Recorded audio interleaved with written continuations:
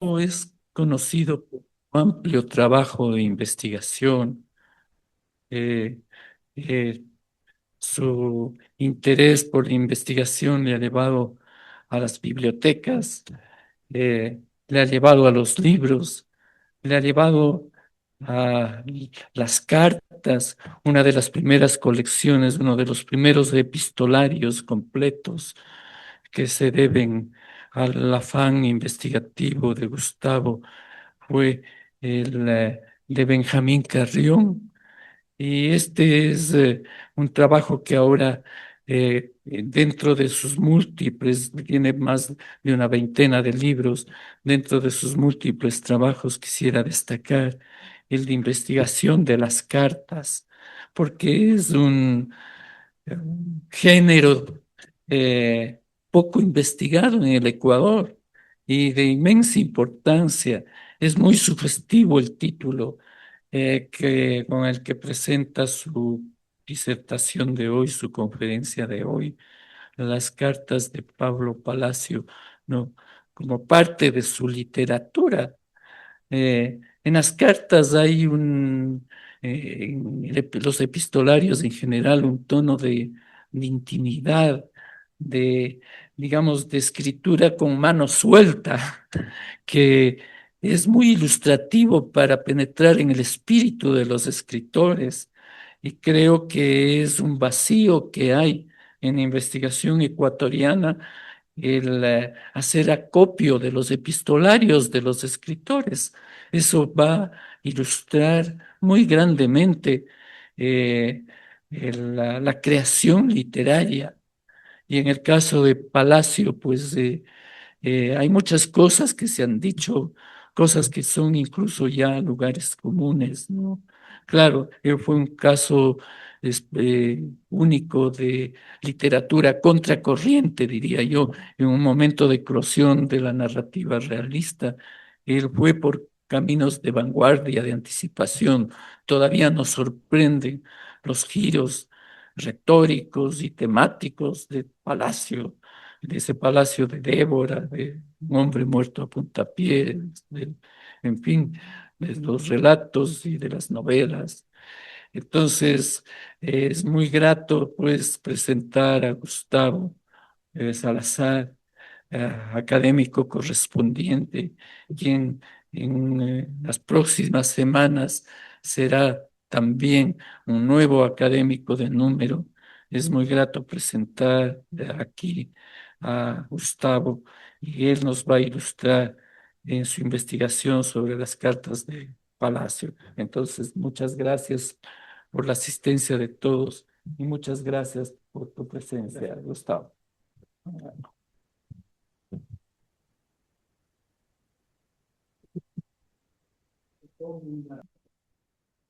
Buenas tardes. Muchas gracias, Diego. Agradezco mucho a los asistentes a esta conferencia. El-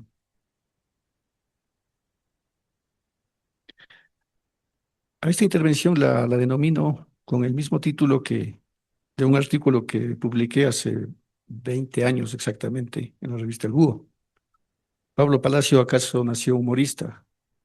La razón por la cual la hago es porque, a pesar de que Pablo Palacio está profusamente leído, y aunque sea una obviedad y una perogrullada decir que es humorista, en las aproximaciones que se han hecho en las últimas décadas, eh, se insiste en una constante que se mantuvo en las 4 últimas décadas del siglo XX, que es acerca de su situación personal, la enfermedad, etcétera.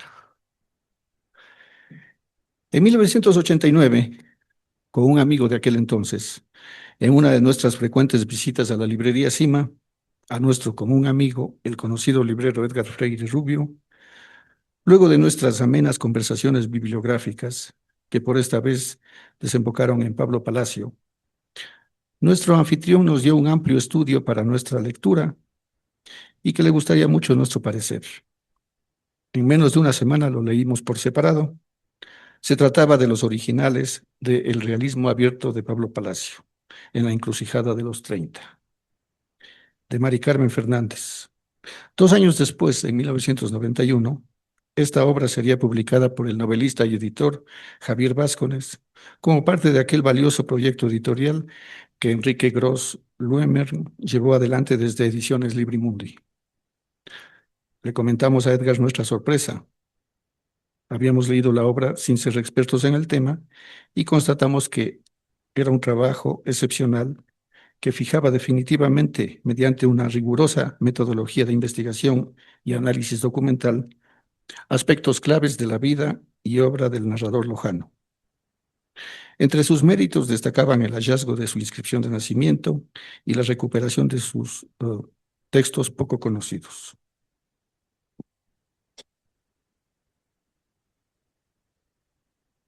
Como lector, habré conocido la obra de Palacio a mis 17 años y como investigador me lo he encontrado en diversas ocasiones. Desde 1990, cuando encontré en la Hemeroteca Municipal de Quito, en la revista Gaceta Municipal, el veredicto del jurado calificador de la exposición Mariano Aguilera, 1936. Puesto que uno de los firmantes fue Pablo Palacio, junto con Gonzalo Escudero y Antonio Salgado. Aquí los miembros del jurado consideran que la obra que reúne méritos suficientes para ser premiada fue El Carbonero de Eduardo Kingman, premio que debemos considerar un acto de justicia, ya que el artista había presentado la misma obra el año anterior y el jurado de aquel entonces declaró desierto el concurso. Al año siguiente, en 1991, estuve a cargo de la Biblioteca y Archivos de Benjamín Carrión, un archivo epistolar con alrededor de 3.200 cartas. Y hallé las cartas del autor de Débora al ensayista, incluyendo la caricatura autografiada por Latorre en 1930.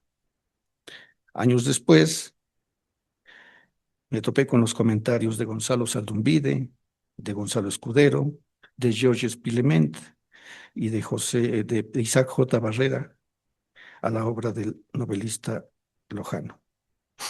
Y antes de mi partida para Madrid, en el año 2000, el señor Pablo Palacio Palacios tuvo la gentileza de mostrarme la carta original de Mariano Picón Salas, dirigida a su padre, además de darme plena autorización para publicar el cuento que había localizado en Loja y que por esas casualidades de la vida lo hallé a los pocos días de circular la edición de las obras completas de Palacio, publicadas por la UNESCO, bajo la responsabilidad de Wilfrido Corral en el año 2000. Enfrascado en una investigación acerca de la vida y obra del escritor César E. Arroyo en Madrid, en el año 2001, en casa de sus herederos, doña María Rosa Arroyo y su madre, encontré un documento oficial firmado por Palacio cuando desempeñaba el cargo de secretario del Consejo Provincial de Pichincha, fechado en 1932. Para concluir, he ido reuniendo cartas de Palacio que han sido publicadas por distintos estudiosos de la obra del autor lojano como Bernardita Maldonado, Carlos Ferrer, Giovanni Salazar, Galo y Miguel Mora. Entre las cartas a las que me refiero, pues he logrado reunir un total de 30 cartas escritas por Pablo Palacio y 6 remitidas a él. Él 12 cartas a Benjamín Carrión, que las publiqué en 1995 en Cartas a Benjamín, prologada por Jorge Enrique Adum. 10 cartas a Carlos Manuel Espinosa, perdón, que las 7 son de Carlos Manuel Espinosa y 3 corresponden a respuestas de Espinosa a Carrión. Estas cartas abarcan un periodo de 14 años, desde la primera remitida a Benjamín Carrión en 1925, cuyo motivo fue el pésame por la muerte de su madre, hasta una fechada en 1939, destinada a Carlos Cueva Tamariz. Para el tema que lleva el título de mi intervención de esta tarde, las más importantes son las enviadas a Carrión y alguna a Espinosa.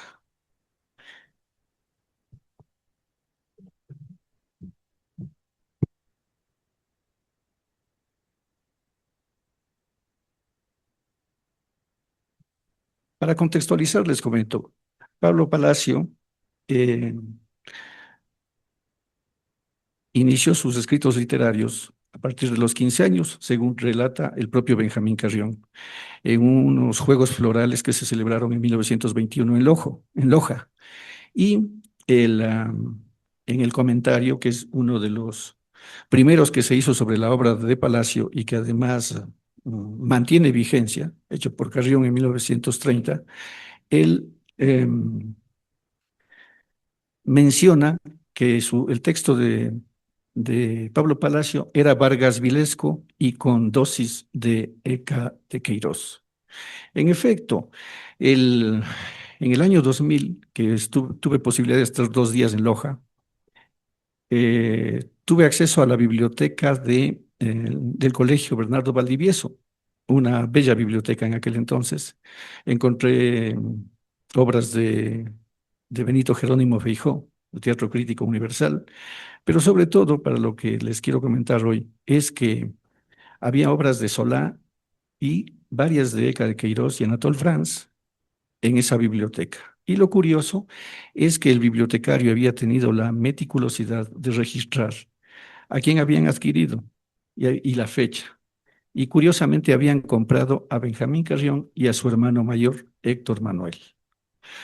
Eh, Habría que inferir, tratándose de que Pablo Palacio estudió en ese colegio, pues que Palacio tuvo acceso justamente a esos ejemplares que yo tuve en mis manos en el año 2000.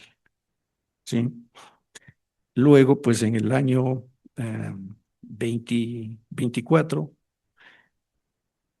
Pablo Palacio vino a residir aquí en Quito y en los 2 días que les comento que estuve en Loja, mientras investigaba sobre Benjamín Carrión, casualmente encontré un cuento firmado por Pablo Palacio que no estaba recogida en la obra canónica de Palacio. Recordemos que en 1964 se hace por primera vez la edición de las obras completas con prólogo de Alejandro Carrión. Años después, me parece que también en la revista en la que estuvo su hermano Diego, estuvo también Vladimiro Rivas de Iturralde, eh, publicaron un cuento que tampoco estaba. Y así a lo largo de Ágora.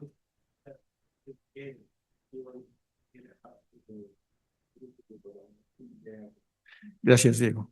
En efecto, y a lo largo de varias décadas, pues fueron apareciendo algunos textos, hasta que finalmente quien hizo el trabajo de conjunto fue Mari Carmen Fernández, en su publicación, pues recogió, aparte de relatos, ensayos y poemas. Entonces, finalmente, el relato que yo encontré se añadió para las ediciones posteriores, desde la edición que publicó Wilfrido Corral de Cuentos de Palacio, luego también Mari Carmen Fernández, que había publicado una edición en Libresa de 1997, la integró para la edición del 2006. Y finalmente, pues una edición que se hizo para conmemorar los 100 años de nacimiento de Pablo Palacio, la Universidad Alfredo Pérez Guerrero. Bueno, eso fue a instancias de Efraín Villasís y de los amigos Patricio Herrera y Raúl Pérez Torres, que permitieron que salga un apéndice en el que había una serie de documentos que no habían circulado o escasamente difundidos, era el resultado en aquel entonces, hasta aquel entonces, de mis hallazgos de la obra de Palacio. El, ah, Voy a leerles algunos fragmentos de cartas de Pablo Palacio a Benjamín Carrión. Y creo que la mayoría de ustedes conocen la obra de Palacio y van a ver ecos de su obra, de sus cuentos de Un hombre muerto a puntapiés, de Pasajes de Débora y sobre todo de Vida del ahorcado. En una carta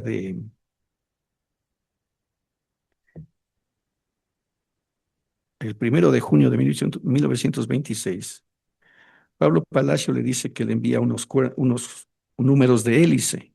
Recordarán que ahí aparecieron varios de los cuentos que luego recogería en su primer libro de cuentos. Y aquí eh, hay una frase que yo destaco.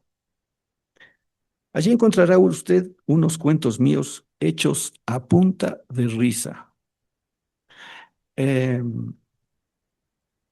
Ustedes saben, y ya que estamos en el mismo tema, como lectores, por lo general nos hemos topado que los escritores, muchos de ellos sufren. Yo he oído testimonios que dicen que enfrentarse a la página en blanco es un sufrimiento. Y francamente, yo digo, si sufren, ¿por qué lo hacen? Creo que es un acto medio de, de sadomasoquismo. Y que haya un creador como Pablo Palacio que diga que escribió sus cuentos a punta de risa, no creo que sea un recurso que él utilice. Me parece que los hacía así. Y si recordamos los cuentos de él, incluso los de el humor más ácido, pues se nota que están hechos a punta de risa. Y creo que esta es la clave para que las aproximaciones que se hagan a la obra de Pablo Palacio, al margen de disfrutar de su lectura, es considerar esto. Incluso creo que esto también ha marcado para que personas como yo no se aventuren a escribir narrativa, ¿no? Porque me pondría a sufrir y yo trato de no hacerlo, ¿no? En la misma carta dice, pienso que hasta que usted me conteste, sabía de la pereza para responder de Benjamín Carrión. Tendré ya unos 20 de esos, le dice, unos 20 cuentos. ¿Le parece que sería bueno editar un librito? Si no sería mucha molestia, le rogara me avise si es posible conseguir editarlo allá con más economía y limpieza. Ese allá, si, recordemos que perdón, que Benjamín Carrión estaba radicado en el Havre, pero tenía frecuentes visitas a París. Entonces, pues, le, mm, Pablo Palacio se encomienda para que le ayude a conseguir un editor.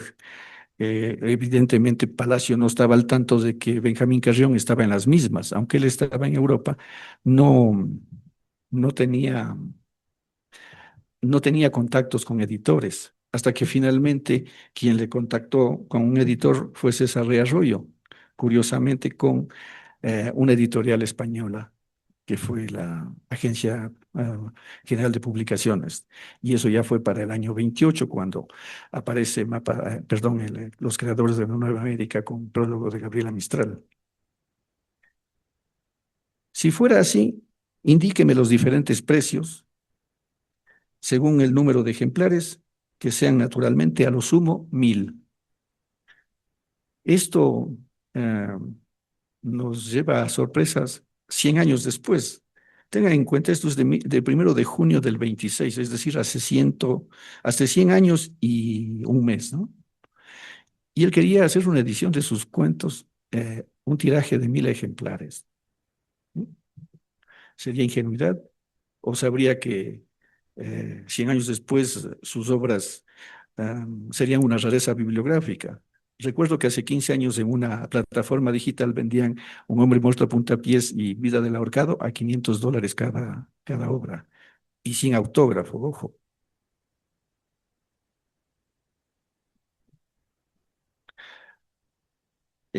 Estas cartas además tengamos en cuenta, aparte de tener un trato íntimo, un trato de amigo con Benjamín Carrión, eran cartas en las que se deslizaban comentarios de coidearios, ¿no? Y ya pasaré a comentarles cuándo se rompe esa alianza. En uno de los párrafos dice, se ha organizado el Partido Socialista y tuvo hace unos días su primera asamblea, elaborando un programa de tendencias francamente comunistas. Se declaró la abolición de la propiedad individual, lo que le cuento para que no extrañe usted el que le quiten su casita y su terreno. Creo que lo mejor que puede usted hacer en estas circunstancias es radicarse definitivamente en Francia para que aquí no esté sufriendo bochornos al respecto. Aparte de eso, pues recordemos que Hélice es una de las revistas más importantes del siglo XX en Ecuador, pero además, ah, por su calidad, eh, estuvo dirigida por el gran pintor Camilo Egas y dentro de su comité de redacción estuvo Raúl Andrade y Gonzalo Escudero. Pero cuando esta carta Se nota que Pablo Palacio pues entró por derecho propio cuando dice en la postdata: estaríamos encantados si nos mandara algunas colaboraciones para Hélice, pues pretendemos darle a la revista interés cosmopolita, como dice su amigo Ernesto Fierro. La siguiente carta es del 20 de enero del 27, es decir, 6 meses después. Mi querido doctor, creo que será por sus ocupaciones o porque sigue con su pereza de siempre que no he recibido contestación a la que le escribí hace meses. Ya que no ha sido posible que mi libro aparezca en Francia, lo he publicado aquí con grandes trabajos y muchas faltas. Tiene razón, en efecto, algún momento que levantamos el texto para hacer una edición del Consejo de la Judicatura, pues confirmé que había erratas. Traté de salvarlas todas, confío que haya sido así. Bajo paquete certificado, le envío por este mismo correo 3 ejemplares, uno dedicado a usted y los otros dos para que los obsequie allá a quien usted guste. Ni falta encargarle que haga la repartición que mejor sea posible. Después de unos 8 días le enviaré otros 3. Una pequeña publicidad. Esa edición que sacamos con la judicatura fue con prólogo de un colega nuestro, Íñigo Salvador, en el 2013. Vea si es posible conseguirme algunas direcciones interesantes para seguir mandando. Lo que quiero ante todo es repartirlo fuera, esperando por lo menos unas cuatro letritas que da su amigo Pablo. Una carta que no está fechada, pero que en aquel entonces, cuando la publiqué en el 95, la aproximé entre abril y agosto del 27 por algunos datos que se vierten ahí. Dice: mi querido doctor, siento enormemente el que mi libro se haya regresado sin llegar a sus manos, cuando hubiera querido que sea usted de los primeros en tenerlo. Hay una anécdota que no recuerdo si cuenta la hija de Benjamín Carrión o doña Águeda, o quizás el Pájaro Febres en su libro. Contaban una historia que creo que amerita recordarla ahora. Es que algún familiar de Benjamín Carrión decidió escribirle una carta a Carrión y, como no sabía la dirección, solamente mandó Benjamín Carrión el Abre. Y dice que la carta llegó, claro. Bueno, recordemos que en aquel entonces que un ecuatoriano esté en el Abre debe haber sido muy raro, ¿no? Entonces, la carta llegó a su destino. Eso. En este caso, pues Pablo Palacio no tuvo la fortuna, pues envió un paquete con libros y lamentablemente el paquete volvió. Ahora le repito el envío. Aumento un ejemplar y dejo todo como estaba para que conozca usted la historia de su viaje por los océanos. Tengo ya por la mitad otro que constará de 2 pequeñas novelas. Me parece que meses después aparece Débora. Es decir, aquí hay una pequeña mención a algo que estaba ya en proceso y ya para concluir. Quizás habría que reducir la fecha que yo puse, pues podría ser directamente abril o mayo, porque a poco de eso, bueno, a fines de año, ustedes saben, salió Débora. Pero su edición en Europa se hace ya para mí imposible, porque se han abierto las hostilidades entre su servidor y el tío. Recordemos que el tío fue quien mandó a Pablo Palacio acá a Quito para que estudiase medicina. Y claro, pues se llevó la gran decepción de que su sobrino decidió no estudiar medicina, sino derecho, y que para colmo se le ocurrió publicar un libro que titulaba Un hombre muerto a puntapiés, y que cuando salió una nota de prensa en Loja, el tío vio Un hombre muerto a puntapiés por Pablo Palacio, pues casi le da un síncope. A mí me pasó algo parecido con un amigo que tenía un programa de radio y siempre invitaba a personajes importantes. Siempre me soslayó hasta que un día me llama una hora antes de su programa y me dice: Gustavo, quiero que me hagas un favor. Le digo: dime. Verás, dice, la persona a la que invité no puede venir, así que quisiera que vengas para que hables de cine. Dice, de alguna película de las que a ti te gustan. Él estaba enterado de mis gustos bastante estrafalarios del cine. Entonces, dice, le digo, pero ¿cómo me avisas una hora antes? Digo, bien, acepté. Entonces le mandé por WhatsApp un mensaje diciéndole, no, no creo que había WhatsApp, había eso de mensajes. Y le puse, hasta que llegó tu hora. Y resulta que me llegó un mensaje diciendo, disculpe, ¿quién es usted? Entonces le llamé y le dije, verás, lo que ocurre es que voy a hablar sobre la película que se titula Hasta que llegó tu hora. Claro, es el título con el que se conoce en España, Érase una vez en el oeste, de Sergio Leone, una de mis películas predilectas. Así que casi se lleva también un ataque cardíaco este personaje. Asistí y en efecto hablé sobre Hasta que llegó su hora durante una hora, ¿no?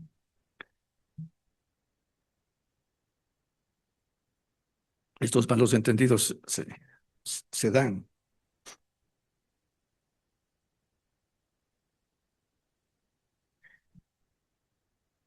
Bueno, continúo, ¿no? Esperaba que su tío financiase el libro, ¿no? Y dice, de quien podía esperarse sea víctima de un sablazo y a quien se debe la publicación de ese libro sin vergüenza.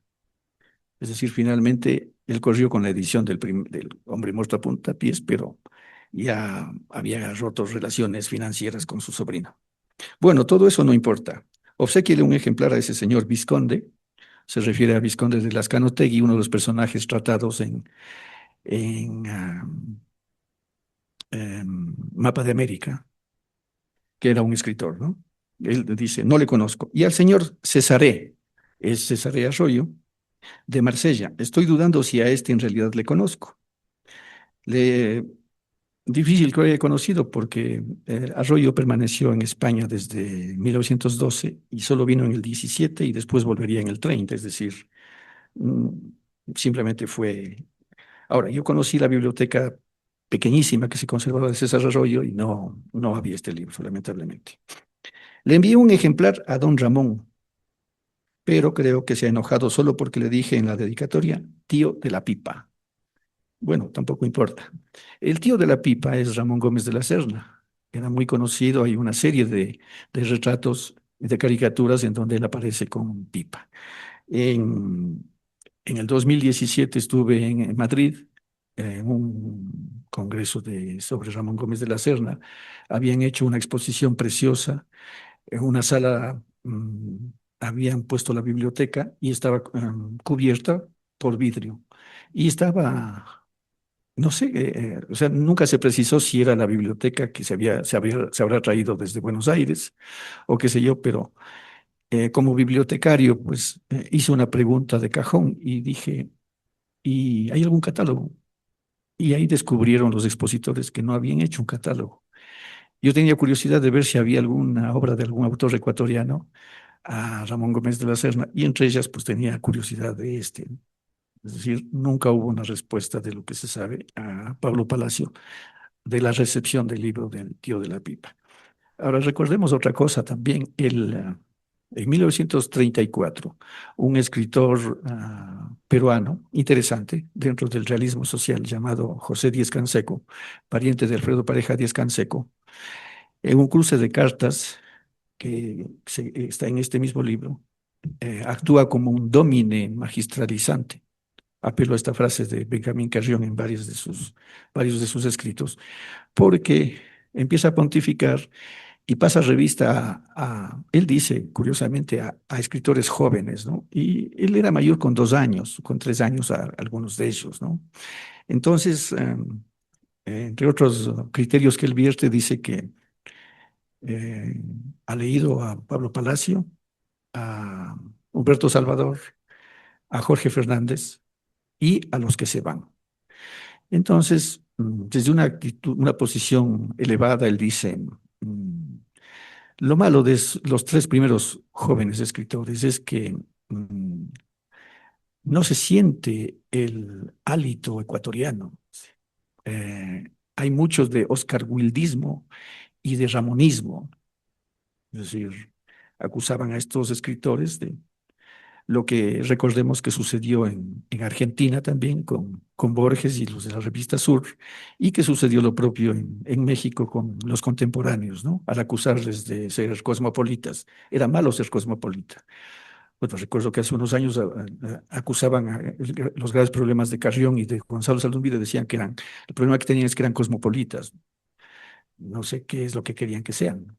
Bueno, ese es otro tema para que queda planteado aquí. Entonces, a pesar de que a Pablo Palacio le acusan de ramonismo, pues Ramón no tuvo la cortesía de acusar recibo. Pasamos a una carta del 22 de septiembre del 27. Aquí hay una cosa curiosa. Dice, querido doctor, quedo naturalmente encantado por todo lo que me dice en su última carta. Lo de la editorial es lo más conveniente y halagüeño que he encontrado.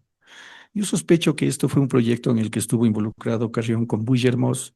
Querían hacer una editorial en Francia para publicar autores hispanoamericanos. Esto me lleva también a considerar que lamentablemente esa actitud, el problema ideológico ha dividido esfuerzos, ¿no? Porque simplemente relacionemos que en 1926 apareció una antología de la poesía de Medardo Ángel Silva, publicada en Francia y financiada por Gonzalo Saldumbide, en una imprenta que era Editorial Excelsior de Ventura García Calderón. Una editorial muy interesante en la que aparecieron, al menos yo conozco una docena de autores hispanoamericanos muy importantes. Ahora, quizás también la diferencia, aparte de la ideológica, haya sido la diferencia generacional, ¿no?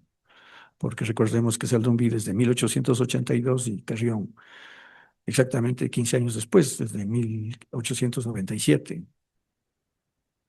Entonces dice, vea si es posible conseguir para mí el que me nombren agente de la casa en el Ecuador. Por supuesto, con exclusividad para mandarles todo lo que me sea posible. Si se me concede facultad para juzgar de las obras que envíe, será mucho mejor. He hablado con Miguel Ángel Zambrano y le vamos a mandar trabajos para las antologías. Por supuesto, nos vamos a tomar la libertad de seleccionar un poco los nombres que usted me cita. Vamos a ver si se puede hacer una cosa buena. Lo malo es que creo que no puede llegarse a 128 páginas de escritores contemporáneos, a menos que se ponga algunas producciones de una misma persona. Espero vehementemente los prospectos de la empresa. A todos los amigos les ha encantado lo de los 1.000 francos. Claro, supongo que era lo que se les ofrecía pagar por sus colaboraciones. Creo que cuando ya tenga suficiente autorización para ello, podré enviarle unos 5 libros con el mío. Para después haré toda la propaganda que pueda, a fin de que haya trabajos del Ecuador y también para ver si puedo ganarme unos cuartos. Recordemos que en 1927, pues la narrativa ecuatoriana estaba, la nueva, diríamos, para esa época, pues estaba recién surgiendo. Tenemos a Pablo Palacio y claro, ya luego en 1930 hasta los que se van y pongamos como fecha tope 1934 con Guasipungo, ¿no? Cuando la literatura ecuatoriana adquiere otro cariz, ¿no? En cuanto a lo que me dice de mi libro, me sorprende agradablemente el que haya usted penetrado con tanto acierto la índole de él. En efecto, el próximo que lo tengo al terminar es de un ultrarromanticismo. Ahí está Débora. Como esta carta es de septiembre del 27, pues a poco de esto, el que publica. El primero fue para desbrozar la maleza y procurarme un poco de nombre. Ya he conseguido un poquito y, y está medio abierto el camino. Ahora pasemos a una carta de 1930, que aunque no tiene fecha, pues por lo que dice ahí, pues yo la feché ahí. Mi muy recordado doctor, casi estoy seguro de que era usted quien había callado. No he recibido recortes de allá, que de haberlos recibido no crea usted que iba a olvidar hasta el agradecimiento. Ahora me ha sorprendido con la nueva de que hablará de mí. No sé si sea justo. ¿Cree usted que no se disgustarán por acá? En fin, como usted quiera. Esto parece escrito hoy, ¿no? A veces uno no puede hablar bien de un amigo porque los que se consideran también amigos pues pueden resentirse. O de pronto los halagos que uno pueda verter sobre uno pues no calcen con los otros. Entonces mejor callar. Entonces aquí pues le sugiere que mejor no opine. Pero le quedo mal, doctor. Esto es por otro asunto. No ha sido posible que me hicieran el dibujo o la caricatura que usted me pide. La Torre ha salido por unos días de Quito, es Guillermo Latorre, ¿no? Canela está voluntariamente recluido. Canela es Carlos Andrade, hermano de Raúl Andrade. También fue escritor, pero sobre todo fue un grabador, caricaturista e ilustrador. Un personaje muy interesante también. No tengo amistad con otros dibujantes y como usted me dice que necesita eso lo más pronto, temo retrasarme y que no le lleguen a tiempo ni siquiera esos papeles, estos papeles. ¿Le parece a usted insalvable la cuestión del dibujo? Diga usted cualquier cosa, que no tengo cara, que se me ha caído de vergüenza, por ejemplo, o alguna otra invención suya. Y si apura mucho, he aquí un expediente sencillo, con la lectura de sus impresiones y con la de los papeles que van aquí, encargue al dibujante de Atlántico imaginarse al autor de 24 años cumplidos y con 130 libras de peso. O si esto no fuera posible, ordéneles poner cualquier fotografía o dibujo con la leyenda debajo y nadie habrá perdido nada, para lo que le importará a un europeo la cara que pueda tener este amigo suyo. Al menos esta es nuestra filosofía. Aquí cuando necesitamos una fotografía, aunque sea la de Cayo Graco, cogemos la de Luis Flores, por ejemplo, y ponemos al pie Cayo Graco. ¿No es verdad que basta? Bueno, sea como fuere, usted allá sabrá lo que hace y será lo mejor hecho. He leído sus libros y también yo estoy orgulloso de ellos. Los tengo, mas no dedicados. ¿Tiene usted mucha necesidad de venir en agosto? Pregúnteselo muchas veces. Si yo me escapo alguna vez, Dios mío. Muchos agradecimientos para usted y muchos recuerdos para los suyos. Pablo. Eh, Benjamín Carrión colaboró con 3 textos para la revista Atlántico. Es una revista de la cual solo aparecieron 12 números. Y hay 3 textos de Carrión. 2 de ellos aparecieron perdón, en Mapa de América, pero nunca salió el dedicado a Pablo Palacio. No sé si porque nunca llegó la caricatura o probablemente pues por la desaparición de la revista.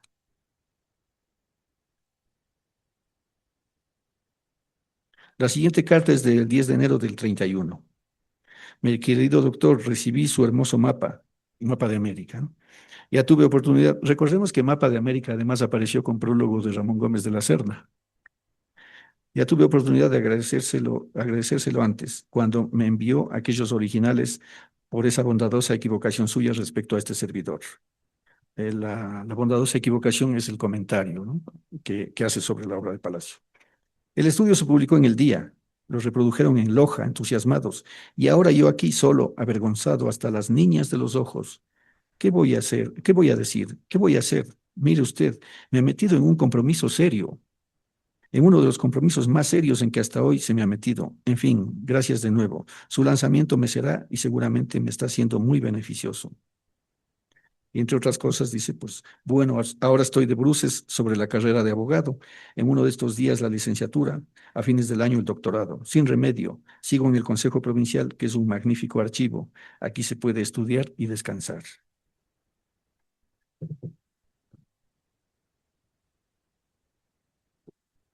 Una carta fechada en 2 de mayo de 1931.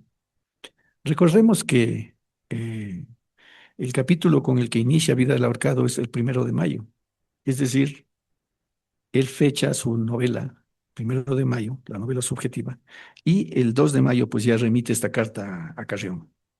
Y le dice, entre otras cosas, ¿no? Está ya usted estabilizado. Además, les aclaro, Carrión, aunque esta carta es de mayo, pues Carrión 2 meses después le toca retornar a Ecuador. Y a pocos meses de eso, pues va con destino a Lima, como cónsul. Entonces, aquí le pregunta si ya está estabilizado, pues a poco de eso, pues como ven, quedó desestabilizado. Para cuando lo esté, le pido este servicio, antes de enviar el folleto aquel a España, parece que estuvo en proceso de publicar Vida del Ahorcado allá, incluso con una serie de cartas con su otro amigo, que es Carlos Manuel Espinosa.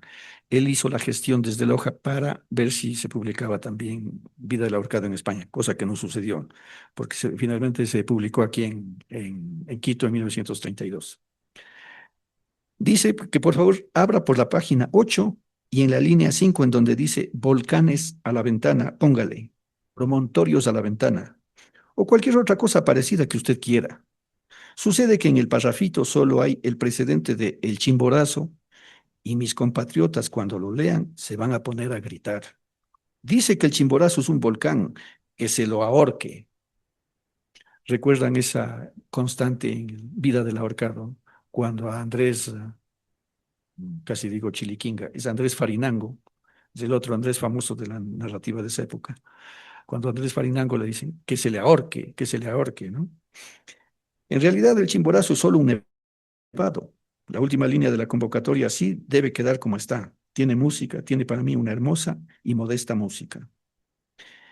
Y miren este atisbo de crítica literaria, ¿no? He entregado los libros de Enrique Terán y Llerena.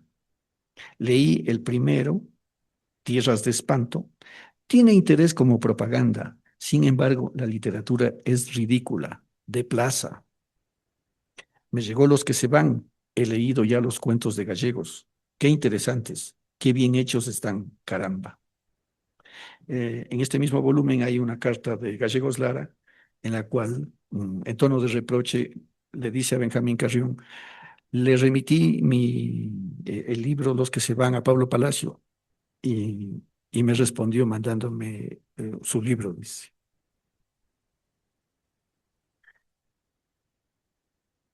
La siguiente carta es de julio del 31. Doctor Carrión, le escribí hace mucho tiempo, en mayo. Creía que su permanencia en Loja, como me lo dijo, sería corta. Después supe que enfermó Jaime, retardando el viaje. ¿Está ya bien? No sé si recibió mi carta. Le daba noticia de haber cumplido sus pequeños encargos. Leí el reportaje que le hizo uno de los papeles de Lima. Es una entrevista que salió en un periódico limeño, en donde Carrión dice, he hablado con Gabriela Mistral y con Ramón Gómez de la Serna y han dicho que están muy interesados en visitar Perú. Le agradezco, doctor, por el sitio que me da, pero no cree que los caballeros de aquí van a acabar por disgustarse definitivamente. Ay, doctor, estos caballeros enfermos con paranoia. Es un deber suyo de conciencia apaciguarles.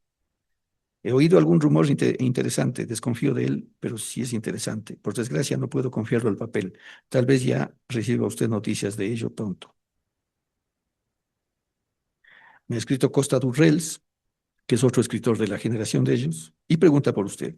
Buena Lima, salude a Aguedita y reciba un abrazo.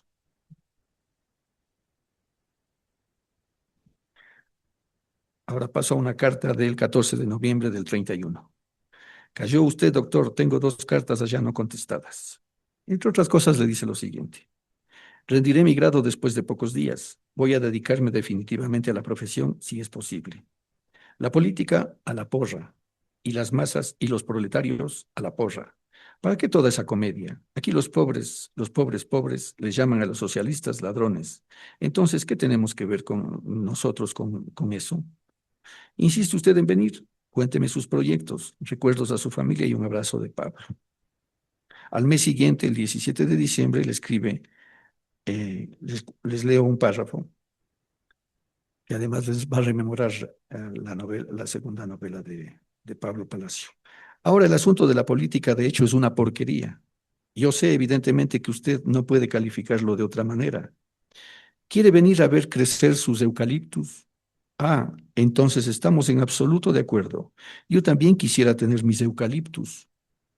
Estuve unos 8 días interesado en la política. Oiga, doctor, eso era una cosa terriblemente graciosa. Se habían reunido unos caballeros en un cuarto grande y Pío era presidente de esos caballeros. Se refiere a Pío Jaramillo Alvarado, ¿no? Esta es una reunión, me parece, en la que se celebró una reunión de los liberales.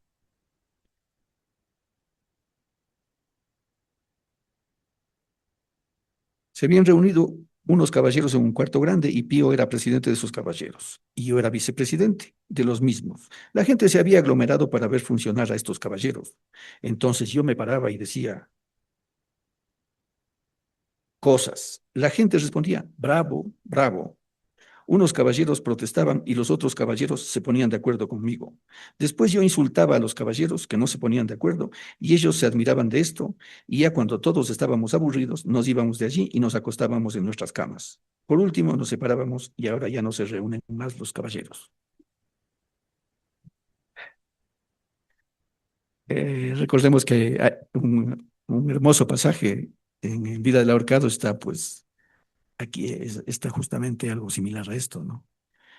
Y recordemos de esa extraordinaria película de Monty Python de la vida de Brian, cuando se reúnen los judíos y se ponen a discutir quién es más judío y qué hay otra secta, y si son de la secta y de qué otra secta, y así en infinidad de sectas, ¿no? Yo creo que usted no va a venir a hacer eso, doctor, a menos que quisiera que lo hagamos para que nos divirtamos. Si viene a solearse, entonces sí le ofrezco acompañarlo unos ratitos. Cosa buena es quedarse estirado, estirado, estirado.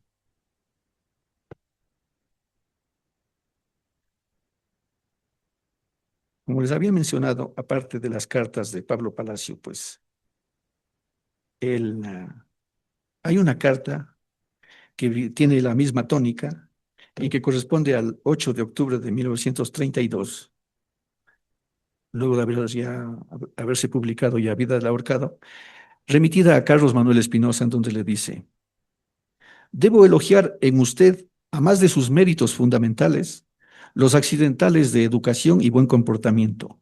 Oiga usted, Carlos, estos días he estado admirando lo que usted hubiera recordado que yo quedé acá y que usted quedó comprometido a enviar un paquete a España. Acaba con esto de demostrarme que es doctor cabal, bien educadito y simpático. Ahora estoy dedicado a reconocer en mis amigos las virtudes de que yo carezco. Mire, en su caso, ¿quién sabe qué hubiera hecho yo de los papelitos? Gracias. Gracias también por su intención de ponerme al tanto de lo que suceda después. Ya me ha probado que puedo esperar con éxito. ¿Encontró usted allá las cosas sucias? Vaya, quiere decirme cuándo no están las cosas sucias. Para encontrarlas de otra manera sería menester dedicarse de corazón al régimen que aquí observo, levantarse temprano y creer sencillamente en un Dios barbudo y bueno, que tiene en la cabeza un triangulito dorado con purpurina y que nos da de comer y nos protege de la mañana a la noche.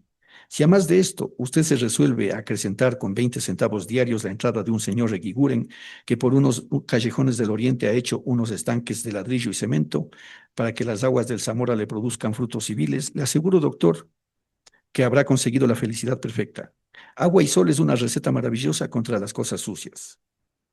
Me pide que escriba para Ontanar, que aparecerá a fines de julio. No es verdad. Ontanar es una revista lojana, ¿no? Muy buena. Ontanar no aparecerá a fines de julio, sino más tarde, en agosto o septiembre. Para entonces escribiré gustoso.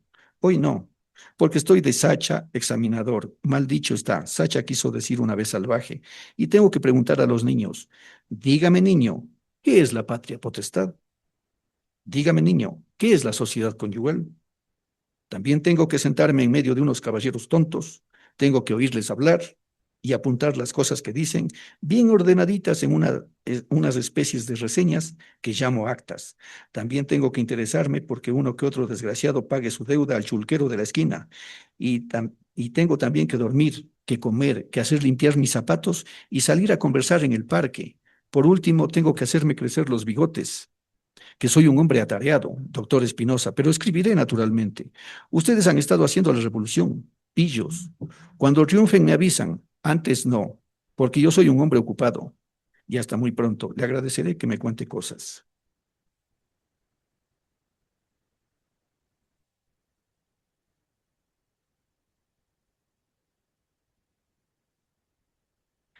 Como podemos ver a lo largo de estas cartas, pues eh, Pablo Palacio, aparte de que en su obra de ficción su sustento es el humorismo, en algunos el humorismo más ácido, como podemos recordar desde El antropófago, Un hombre muerto a puntapiés. Ha habido interpretaciones desde que la obra apareció. Durante un tiempo se dijo que Pablo Palacio era un escritor malentendido. El oficio de la investigación evidencia que eso no es cierto. La obra de Palacio fue recibida admirativamente por muchos de sus contemporáneos. Por razones ideológicas, quien comandó el cuestionamiento a su ejercicio literario fue Gallegos Lara, sin dejar de reconocer el talento de escritor, pero decía que debería dejar hacer el juego a la burguesía, que tenía que ser una escritura, una literatura militante.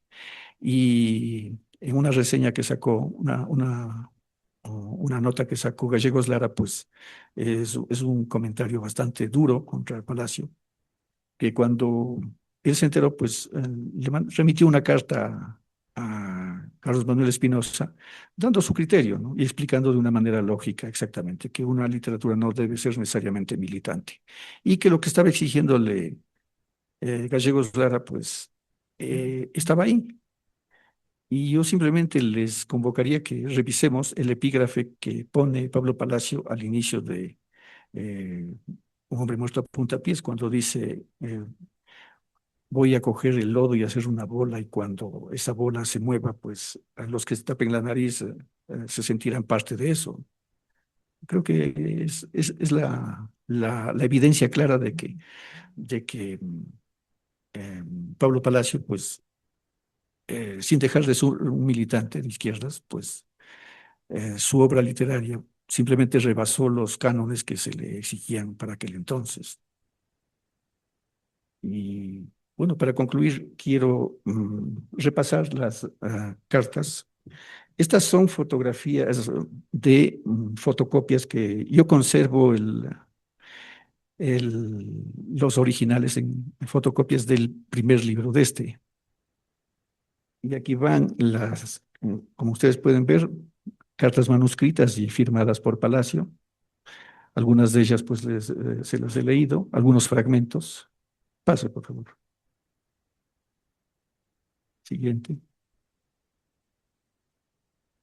siguiente, siguiente,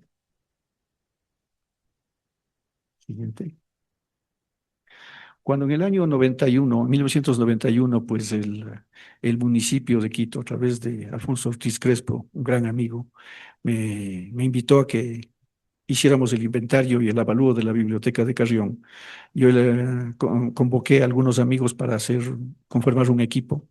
Fue un equipo de primera, porque para el avalúo contraté a Edgar Freire, y para el equipo de procesamientos técnicos, pues a Raúl Pacheco y a Raúl, perdón, y a Luis Rivadeneira. El, ah, las cartas, la correspondencia que le digo, que unas 3.200 cartas estaban en unos contenedores, pero no estaban en orden. La familia había tenido el cuidado de recoger todas y ponerlas, entonces quedaron ahí no sé por cuánto tiempo, hasta que nosotros entramos y con Raúl Pacheco y Luis nos dedicamos a organizarlas, porque algunas de estas cartas, supongamos, una carta algunas hojas de la carta de Palacio estaba en la caja 1 y hay otra que estaba en la 50. Entonces, en algún momento tuvieron acceso investigadores a estos archivos, entre ellos Michael Handelsman, pero claro, su trabajo habrá sido arduo, revisando sin tener el orden. Y me parece que en algún momento también entró quizás Franklin Barriga López, porque él también publicó algunas cartas antes de que yo hiciera esta antología, hasta que finalmente pues las organizamos a cabalidad y de manera sistemática, al punto de que todas las cartas se completaron. Entonces tenemos las 12. He puesto fotos tal como es la hoja y también el detalle para que veamos. Y que además vean las anotaciones que alguien en algún momento quiso organizar. Y cuando noten ya ahí con un número, con una bomba, es la numeración cuando yo ya estructuré este volumen. Siga, por favor, Alejandro. Siga. Miren, hay algunas notas ahí. Alguien creyó que por el tipo por la tinta creyó que era de Gallegos Lara, y pues no. Siga, por favor.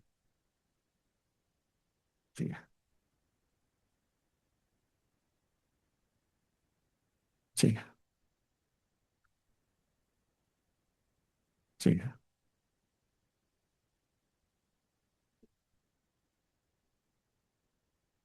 siga. Sí, ahí está con el membrete suyo. Y una dirección que parece que cuando él se radicó aquí en Quito, pues vino a vivir en la calle Oriente, número 157. No he logrado ubicar en dónde está esa casa o en dónde estuvo esa casa. Siguiente, por favor. Siguiente, siguiente, siguiente. Ahí está la caricatura mencionada. Es una plumilla que es de 1930. Y para 1934, el, el propio autor, La Torre, hizo en base a esto un grabado. Y el grabado apareció en 1945 en la revista Letras del Ecuador. Siguiente, por favor. Siguiente, siguiente, siguiente,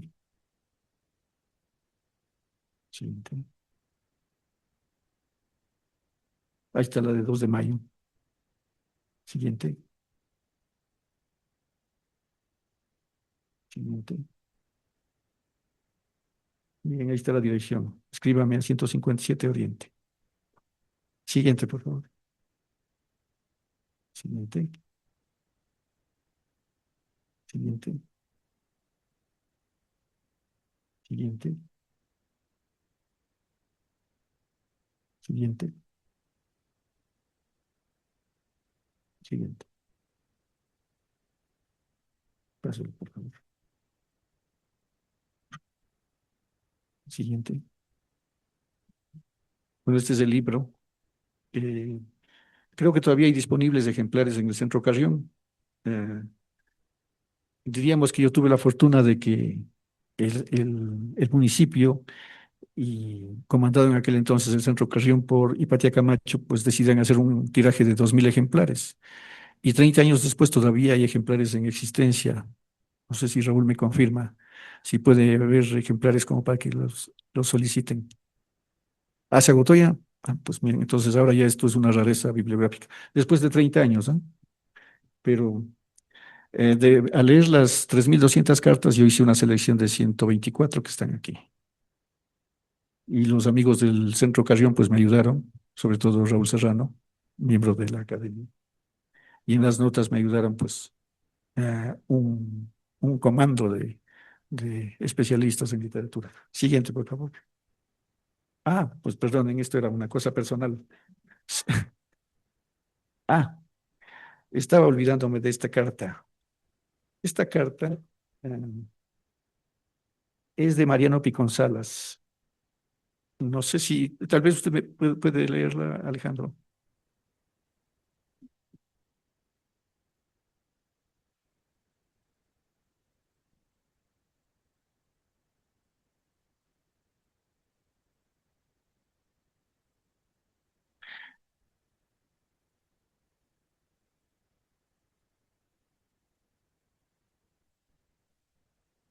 Funambulesca.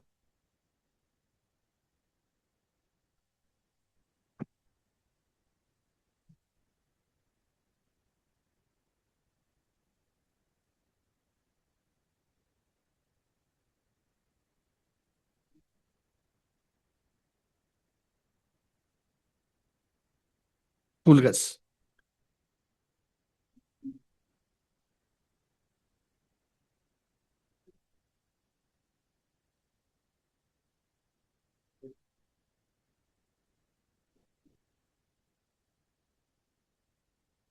Bien, para quienes no sepan, Mariano Piconzalas es uno de los grandes ensayistas hispanoamericanos. Él nació en Venezuela y cuando le escribió esta carta a Palacio, él estaba residiendo en Chile. Eh, Les voy a contar una infidencia. Mariano Picón Salas trabajaba en la Biblioteca Nacional de Chile, en Santiago, y entre algunos de sus entretenimientos, él desprendía las hojas de guarda de libros antiguos para escribir cartas. Eh, en otras circunstancias diríamos como en Vida del ahorcado, que se le ahorque, que se le ahorque. Pero tratándose en este caso de Mariano Piconzalas y de Pablo Palacio, yo creo pues que hay la fortuna de eso. Cuando me enseñó don Pablo esta carta, me la enseñó me enseñó el original, yo vi el papel perjurado, ¿cómo le llaman los expertos? Bueno, Era, en efecto, era un papel, yo que he trabajado en libros con libros antiguos, pues reconocí inmediatamente que era una hoja desprendida de un libro antiguo. Ahora, cuando yo estuve en España, para entretenerme, pues me dediqué a investigar sobre eh, Alfonso Reyes y también sobre Picón Salas. Y encontré una cosa curiosa, ¿no? Les cito la nota que yo publiqué esto en el 2008. Eh, Les comento, esto no existe en realidad y a mí me llegaron creo que 5 ejemplares gracias a Efraín, porque yo estaba radicado en España. Esta es la edición que hizo la Universidad de Alfredo Pérez Guerrero, en donde el apéndice es el trabajo mío, en donde están, creo que unas 80 páginas de todas las investigaciones que había hecho hasta aquel entonces, hasta el 2006. Y eh, la idea es que iba a salir una separata, pero claro, los problemas financieros evitaron que se hiciera. Entonces yo me encapriché y dije, voy a hacer mis cuadernos a pie de página, que llegaron a 8. Y este también es otra rareza, porque solo hice 100 ejemplares y solo me queda este. Y la nota referida a esta carta pongo lo siguiente. El original de esta carta la conserva Pablo Palacio Palacios, hijo del escritor. Y efectivamente el papel en el que está escrita esta misiva es una hoja desprendida de un libro antiguo. Conozco la reproducción de otra carta del ensayista venezolano, pero dirigida a Alfonso Reyes, curiosamente con fecha 5 de enero del 33. Miren esta, solo dice enero, ¿no? En donde le dice, cito la carta, en este papel que tiene más de 100 años, le doy las gracias por su Atenea política y sus horas de Burgos. Esto está publicado en Odiseo sin reposo, Mariano Picón Salas y Alfonso Reyes, correspondencia 1927-59, compilación, presentación y notas de Gregory Zambrano, publicado en Monterrey por la Universidad de los Andes en 2001, y su facsímil al final del volumen sin numeración de páginas. Valórese la deferencia que Picón Salas tiene con sus dos corresponsales. Es decir, mutiló de otro volumen y en otra hoja pues le escribió a Alfonso Reyes. Es decir, es otra joya. Creo que los especialistas denominarían una suerte de palimpsesto, ¿no? Una hoja que era de guarda, simplemente para proteger un volumen. Él la desprendió para escribir a semejantes escritores. Bueno, les agradezco mucho la atención. Creo que ahí acaba. Pues miren, este es un documento del ciudadano Pablo Palacio, cuando, si ven la fecha, 1938 creo que es. Sí, pase por favor. Ahí está firmado por Pablo Palacio cuando era segundo secretario de la Honorable Asamblea Nacional. Entre las vicisitudes que nuestro país ha tenido, que son tan raras, ¿no? En la política, casi nunca sucede nada extraordinario aquí.